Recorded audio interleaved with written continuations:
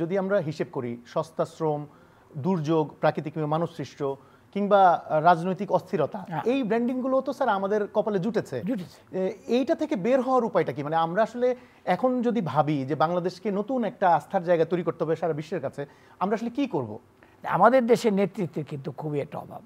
আজকে যিনি নেতৃত্ব দিচ্ছেন উনি ঠিক আছেন, উনি কিন্তু খুব ভালো একজন নেতা এবং ওনার কথা কেউ কিন্তু এখন পর্যন্ত বলে না। ইভেন আমার পার্টি যে বিএনপি কখনো কিন্তু বলে না যে ডক্টর ইউনূস একজন উপযুক্ত লোক না, উপযুক্ত লোক, কিন্তু উনি একা কিছু করতে পারবেন না। It has to be a setting. তাই বলছি না যে ওনার উপদেশটা সব খারাপ না, এটাও না। এটা কি জানেন, এটা তো একটা কান্ট্রির সেটিং আছে। এইভাবে যেমন ধরেন একজন প্রধানমন্ত্রী থাকবে, তার একজন প্রেসিডেন্ট থাকবে, তার একটা স্পিকার থাকবে, একটা পার্লামেন্ট থাকবে, সেখানে পার্লামেন্ট মেম্বাররা থাকবে, 4 থেকে 50-60 জন মন্ত্রী থাকবে, এক একজন মন্ত্রী এক একটা মন্ত্রণালয় থাকবে। তারা প্রত্যেকে যদি ভালোভাবে কাজ করে, আমরা খারাপ রেফারেন্সটা না দিই, যদি ভালো করে কাজ করে তাহলে কিন্তু তারা অনেক কন্ট্রিবিউশন রাখে। এবং আজকে যে দেখেন এই সরকারের মধ্যে সবচেয়ে যে অসুবিধাটা হচ্ছে law and order. Number 1 problem is law and order, number 2 is অর্থনীতিটাকে কন্ট্রোল করতে পারতেছে না।